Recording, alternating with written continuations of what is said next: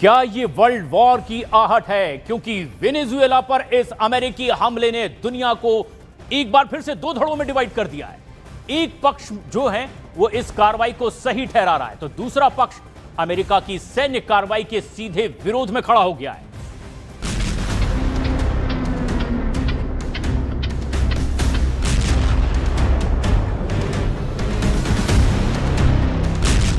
America के इस secret action ने सिर्फ लैटिन अमेरिका ही नहीं पूरी वैश्विक राजनीति को हिला दिया। अमेरिकी कार्रवाई को वॉशिंगटन आतंकवाद, ड्रग ट्रैफिकिंग और अंतर्राष्ट्रीय अपराधों के खिलाफ निर्णायक कदम बता रहा है। अमेरिकी पक्ष का तर्क है कि निकोलस मादुरो पर लंबे समय से ड्रग नेटवर्क और आपराधिक साजिशों के आरोप हैं, जिनके तहत अमेरिका में केस दर्ज है। इसी आधार पर कार्रवाई को कानून के दायरे में बताया जा रहा है। दूसरी ओर ये ऑपरेशन वेनेजुएला की संप्रभुता पर सीधा हमला माना जा रहा है। यही वजह है कि ये मामला अब सैन्य कार्रवाई से आगे बढ़कर अंतर्राष्ट्रीय कानून और राष्ट्रीय अध्यक्षों की गिरफ्तारी के अधिकार जैसे सवालों पर पहुंच गया है।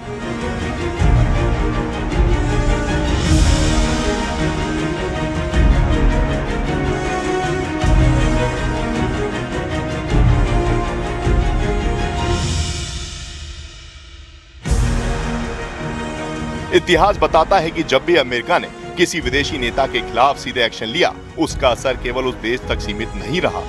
अमेरिकी कार्रवाई के बाद चीन सबसे मुखर विरोधी के रूप में सामने आया है। बीजिंग ने साफ किया है कि मदुरो और उनकी पत्नी को जबरन हिरासत में लेना अंतर्राष्ट्रीय कानून और संयुक्त राष्ट्र चार्टर का उल्लंघन है। चीन ने उनकी तत्काल रिहाई और संवाद के जरिए समाधान की मांग की है। वहीं ऑस्ट्रेलिया ने संतुलित रुख अपनाते हुए सभी पक्षों से संयम और कूटनीति की अपील की है। ऑस्ट्रेलियाई प्रधानमंत्री ने क्षेत्रीय स्थिरता बनाए रखने पर जोर दिया है। इस बीच कई देश इस कार्रवाई को वेनेजुएला में लोकतांत्रिक बदलाव की दिशा में कदम मान रहे हैं, जबकि विरोधी खेमा इससे सत्ता परिवर्तन की जबरन कोशिश बता रहा है।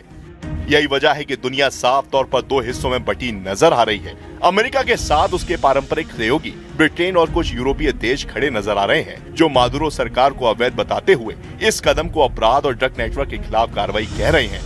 दूसरी ओर रूस, चीन और ईरान ने खुलकर इसका विरोध किया है। इन देशों का कहना है कि ये वेनेजुएला की संप्रभुता और अंतर्राष्ट्रीय कानून का उल्लंघन है। लैटिन अमेरिका में भी मतभेद है। कोलंबिया और कुछ पड़ोसी देश सतर्क समर्थन की भाषा बोल रहे हैं, जबकि ब्राजील और मैक्सिको जैसे देश हस्तक्षेप के खिलाफ खड़े दिखते हैं।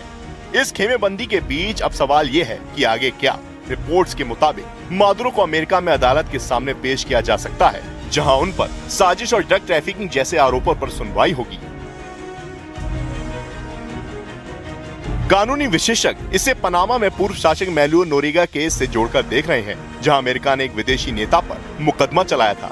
लेकिन मादुरो का मामला उससे कहीं ज्यादा संवेदनशील है, क्योंकि वह मौजूदा राष्ट्रपति हैं। आने वाले दिनों में अदालतों में अधिकार क्षेत्र को लेकर बहस होगी और संयुक्त राष्ट्र में कूटनीतिक दबाव बढ़ेगा।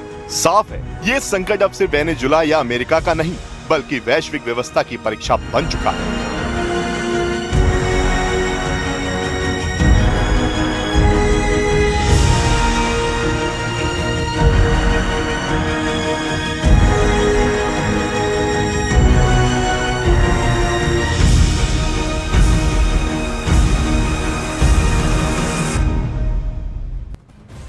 उधर वेनेजुएला की राजनीति में सिलिया फ्लोरेस सिर्फ राष्ट्रपति मादुरो की पत्नी नहीं थी, बल्कि सत्ता तंत्र की एक सशक्त धुरी भी मानी जाती है।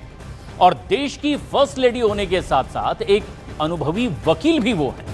ह्यूगो चावेज के दौर में उन्होंने खुद को भरोसेमंद राजनीतिक सहयोगी के रूप में स्थापित किया।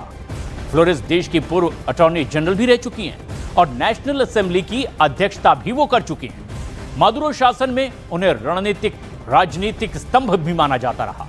इसकी भूमिका पर्दे के पीछे रही और सत्ता को दिशा देने वाली भूमिका में वो हमेशा सक्रिय रही। सिलिया फ्लोरेस की असली ताकत वेनेजुएला के संस्थागत ढांचे पर उनकी पकड़ को माना जाता है। सत्ता के भीतर उनका प्रभाव केवल राजनीतिक नहीं, बल्कि न्यायपालिका और विधायी तंत्र तक फैला हुआ है। और बताया यह जाता है कि मादुरो सरकार के अहम फैसलों में उन्हें मुख्य सलाहकार के तौर पर भी देखा गया। विश्लेषकों के मुताबिक वो ह्यूगो चावेज के युग की वैचारिक विरासत की वाहक हैं और उसी सोच को मादुरो शासन में जीवित रखती हैं। यही वजह है कि उन्हें सत्ता का स्थायी स्तंभ भी वेनेजुएला में माना जाता रहा है। अमेरिकी कार्रवाई में सिलिया फ्लोरेस की गिरफ्तारी को महज औपचारिक कदम नहीं माना जा रहा कि वो मादुरो की पत्नी है इसीलिए गिरफ्तार कर लिया, बल्कि जांच एजेंसियों के मुताबिक वे सत्ता के केंद्र में निर्णायक भूमिका निभा रही थी। यानी जितने आरोप लग रहे थे मादुरो पर, केंद्र में उनकी पत्नी थी। उन पर नार्को नेटवर्क से जुड़े मामलों की जांच का भी हवाला दिया गया। अमेरिका का दावा यह है कि मादुरो शासन की रणनीति और संचालन में फ्लोरेस का दिमागी नियंत्रण काम कर रहा था और इसी वजह से उन्हें सत्ता संरचना का अहम हिस्सा मानते हुए मादुरो के साथ साथ उनकी पत्नी को भी गिरफ्तार कर लिया गया, जिससे यह मामला केवल व्यक्तिगत नहीं बल्कि पूरे शासन तंत्र से जुड़ा माना गया।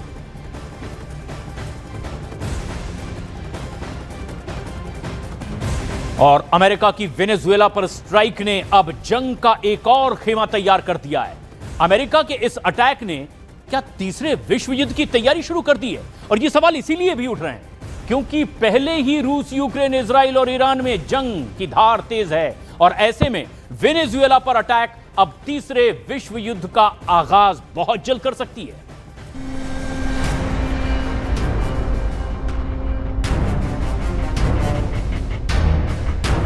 नया साल, नया मोर्चा और जंग का नया मैदान, और इस बार सुपर पावर की सीधी टक्कर अमेरिका से 3419 किलोमीटर दूर वेनेजुएला से है, जहां रात के अंधेरे में वेनेजुएला की सुरक्षा घेरे को तोड़ते हुए अमेरिकी सेना घुसी।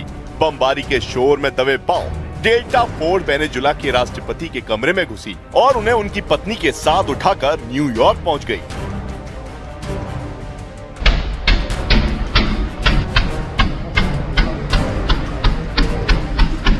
ट्रंप के आदेश पर हुई अमेरिकी सेना की इस कार्रवाई ने विश्व युद्ध की सुबगाहट तेज कर दी, क्योंकि इस वक्त जब रूस, यूक्रेन और इजराइल, ईरान जैसे देश एक दूसरे पर बारूद बरसा रहे हैं, तब सुपर पावर ने अपने एक ऑपरेशन से इस ठंड भरे मौसम में दुनिया में गर्मी बढ़ा दी। और वो इसलिए क्योंकि रूस और यूक्रेन में आसमान से आग बरस रही है, इजराइल और ईरान एक दूसरे पर मिसाइल की बारिश कर रहे हैं।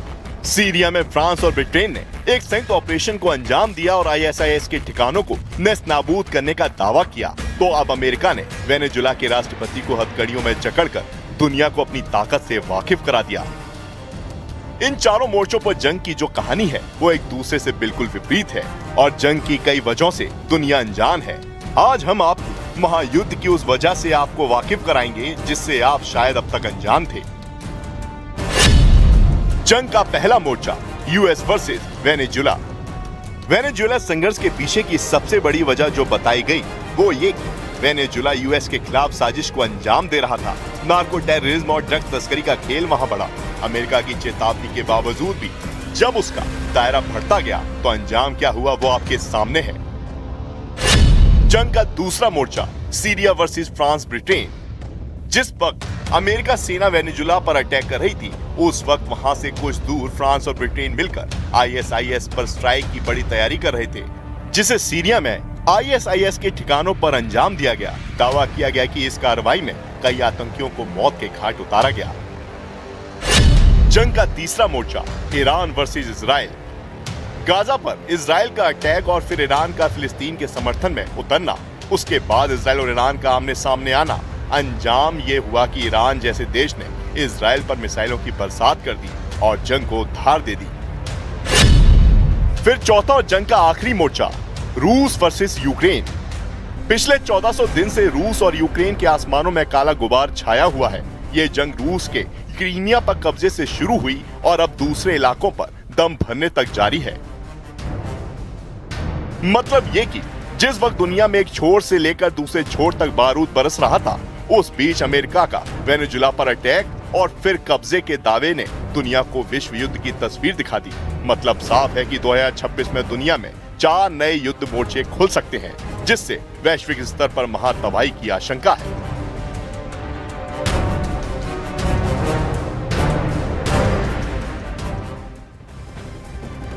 अमेरिका के हमले के बाद वेनेजुएला की राजधानी काराकास के करीब 85 किलोमीटर पूर्व पर मौजूद हेगुएरेटे शहर के एयरपोर्ट को बहुत ज्यादा नुकसान हुआ है। सोशल मीडिया पर कई वीडियो भी इसके सामने आए हैं, जिसमें साफ दिखाई दिया कि रनवे पर मलबा बिखरा पड़ा है। इमारतों और मशीनों के अलावा एक विमान को भी क्षतिग्रस्त हालत में इस पूरे एयरपोर्ट पर देखा जा सकता है और ये तस्वीरें सोशल मीडिया पर लगातार वायरल भी हैं। जो तस्वीरें सामने आ रही है कि अमेरिका ने किस तरीके से मादुरो को अरेस्ट करने से पहले कुछ खास एयरपोर्ट को निशाना बनाया, जिसमें आर्मी बेस भी शामिल।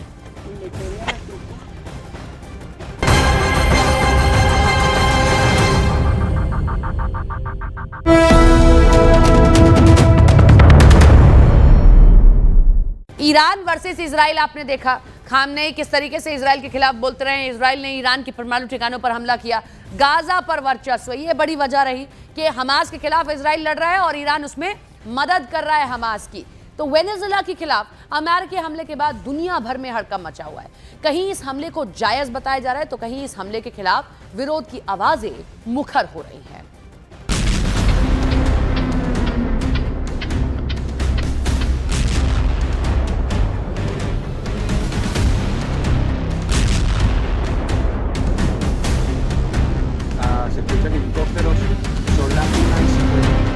वेनेजुएला के खिलाफ अमेरिका की सैन्य कार्रवाई ने दुनिया भर में नई बहस छेड़ दी है, क्योंकि ये कोई साधारण सैन्य कार्रवाई नहीं है। ये एक ऐसा ऑपरेशन है जिसने दुनिया की कूटनीति, अंतर्राष्ट्रीय कानून और संप्रभुता की परिभाषा को झकझोर कर रख दिया है। अमेरिकी हमले के बाद वेनेजुएला अचानक एक राष्ट्र से ज्यादा एक रणभूमि में बदल गया। कराकास की सड़कों पर अंधेरा, बिजली गुल और सत्ता का केंद्र हिल चुका है। जिस राष्ट्रपति को सालों से अमेरिका अपनी मोस्ट वांटेड लिस्ट में रखे था, वो अब अमेरिकी हिरासत में है। इस एक घटना ने समर्थकों में जश्न, विरोधियों में गुस्सा और दुनिया में डर पैदा कर दिया है। सवाल यही है कि क्या ये न्याय था या ताकत का खुला प्रदर्शन? Queremos gracias a Dios por su milagro. Gracias Dios por tu maravilla, gracias por tu milagro, gracias por ser bueno con nosotros. अमेरिकी कार्रवाई के बाद कराकास में हालात तेजी से बिगड़े। ला यागुआर इलाके में एक शॉपिंग सेंटर में लूटपाट की घटनाएं सामने आई। टूटी दुकानों, बिखरे सामान और डरे हुए नागरिकों ने साफ कर दिया कि सत्ता के हटते ही जमीन पर क्या होता है। सुरक्षा बल नजर आए, लेकिन नियंत्रण कमजोर दिखा। लोगों में डर था कि अब आदेश कौन देगा और सुरक्षा कौन करेगा। मादुरो की गिरफ्तारी ने सिर्फ सरकार नहीं गिराई, बल्कि रोजमर्रा की व्यवस्था को भी झकझोर दिया। वेनेजुएला उस मोड़ पर खड़ा है जहां अराजकता और बदलाव आमने सामने है।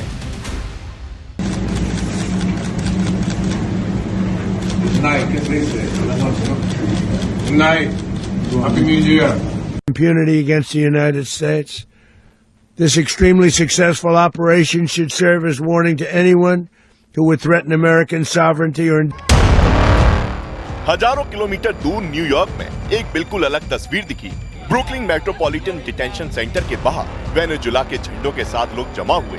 कुछ रो रहे थे, कुछ नारे लगा रहे थे और कुछ इसे ईश्वर का चमत्कार बता रहे थे। उनके लिए ये गिरफ्तारी सिर्फ एक नेता का पतन नहीं थी, बल्कि दशकों की पीड़ा का अंत थी। लोगों ने अमेरिका का शुक्रिया अदा किया और वेनेजुएला के दोबारा खड़े होने की बात कही। ये जश्न सत्ता का नहीं, उम्मीद का था, एक देश के भविष्य की उम्मीद।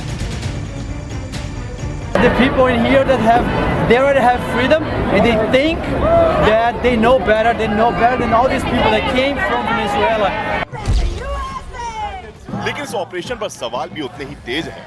व्हाइट हाउस के बाहर विरोध प्रदर्शन हुए, नारे लगे कि अमेरिका दुनिया के लिए सबसे बड़ा खतरा बनता जा रहा है। भारत के सांसद शशि थरूर ने कहा कि अंतर्राष्ट्रीय कानून और संयुक्त राष्ट्र चार्टर लगातार तोड़े जा रहे हैं। उनके शब्दों में आज दुनिया में कानून नहीं, ताकत का शासन चल रहा है। इस वक्त वेनेजुएला सिर्फ एक देश नहीं, बल्कि वैश्विक शांति संतुलन की सबसे बड़ी परीक्षा बन चुका है।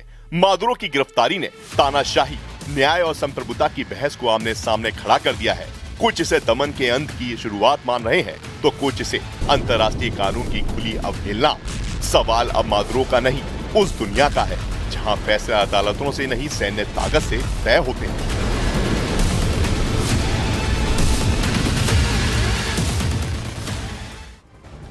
वहीं ऑपरेशन मादुरो को कैसे अंजाम दिया गया, पूरे ऑपरेशन की आपको इनसाइड स्टोरी बताते हैं। वेनेजुएला में एक्शन के लिए डेल्टा फोर्स का सिलेक्शन होता है।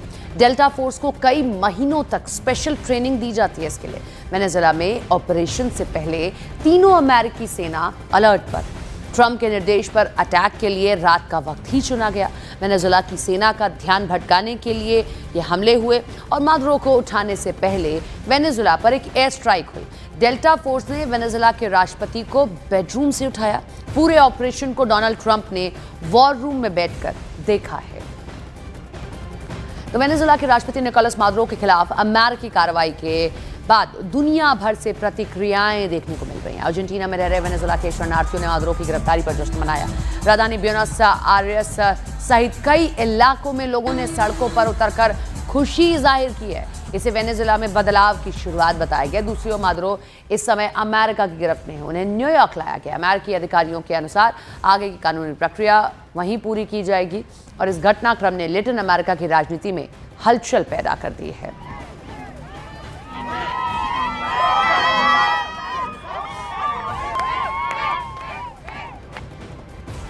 दो तस्वीरें हम आपको दिखा रहे हैं। एक तरफ आप देख रहे हैं लोगों का जश्न मनाया जा रहा है, लोग जश्न मना रहे हैं। कारण मादुरो ही हैं। मादुरो की गिरफ्तारी से जो शरणार्थी हैं कोलंबिया के, वो कैसे यहाँ डांस कर रहे हैं। वेनेजुएला के जो लोग रहते हैं कोलंबिया बॉर्डर पर, जश्न।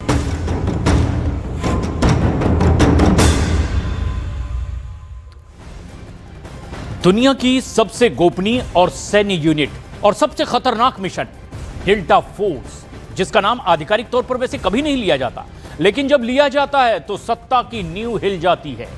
ईरान से लेकर सोमालिया तक, इराक से लेकर सीरिया तक, इस यूनिट ने इतिहास के सबसे हाई रिस्क ऑपरेशंस अंजाम दिए। और अब जनवरी 2026 में एक ऐसा ही दावा जिसने पूरी दुनिया की राजनीति को झकझोर दिया। आपको दिखाते हैं डेल्टा फोर्स के ऑपरेशन की पूरी कहानी।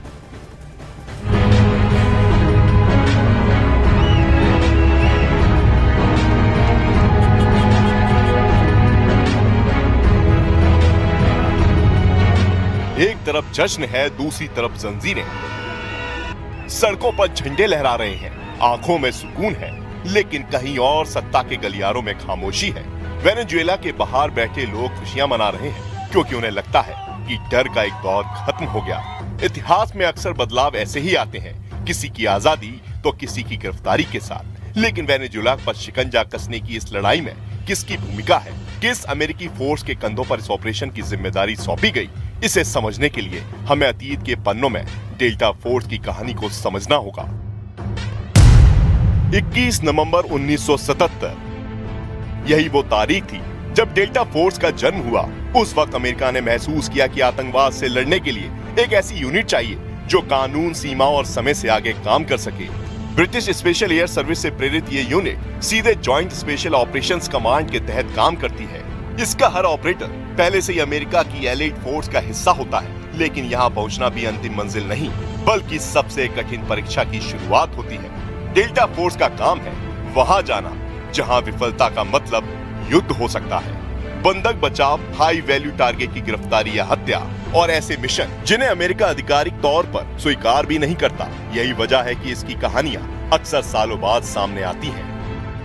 फ्lagrante violación de la Carta de las Naciones Unidas y del derecho internacional. La Venezuela libre, independiente y soberana rechaza con toda la fuerza de su historia libertaria la presencia de estas tropas extranjeras que solo han dejado a su paso muerte, dolor y destrucción. Delta force का सबसे बड़ा operation 1980 में Iran के रेगिस्तान में हुआ, जिसे operation eagle claw कहा गया। मिशन असफल रहा, लेकिन इसी नाकामी से अमेरिकी स्पेशल ऑपरेशंस की नई रीढ़ खड़ी हुई। 1989 में पगामा में मैनुअल नोरिएगा की गिरफ्तारी, 1993 में सोमालिया का ब्लैक हॉक डाउन और 9/11 के बाद इराक और अफगानिस्तान में रातों रात होने वाले सैकड़ों रेड्स। ये 5 तस्वीरें बताती है कि कैसे पलक झपकते बस कुछ ही देर में वेनेजुएला की पूरी तस्वीर बदल गई। एक के बाद एक हुए धमाके, टारगेटेड स्ट्राइक, और ये वो जगह थी जहां आशंका थी अमेरिका को कि यहां से रिएक्शन हो सकता है, और इसीलिए इन जगहों पर हुए धमाके और उसके बाद बाकी काम CIA के एजेंट ने किया, मादुरो अरेस्ट। महज 30 मिनट के भीतर ही अमेरिका ने एक देश को अपने शिकंजे में किस तरह से कर लिया? आखिर क्यों अमेरिका ने ऐसा किया है? क्यों निकोलस मादुरो ट्रंप की आंखों में खटक रहे थे? हमारी इस खास रिपोर्ट के जरिए आप बखूबी समझ सकते हैं।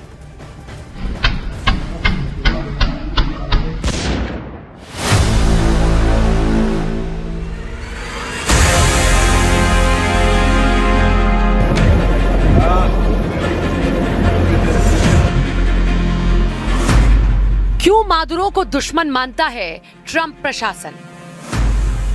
क्या है वेनेजुएला पर हमले की chronology?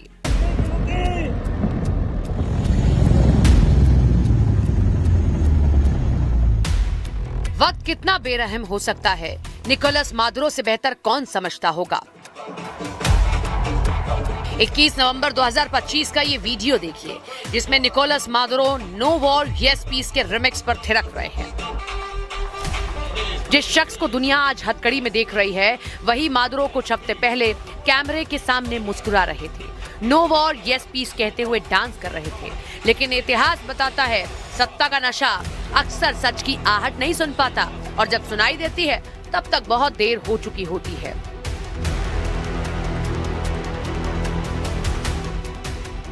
We're going to run the country until such time as we can do a safe, proper, and judicious transition. So we don't want to be involved with having somebody else get in, and we have the same situation that we had for the last long period of years.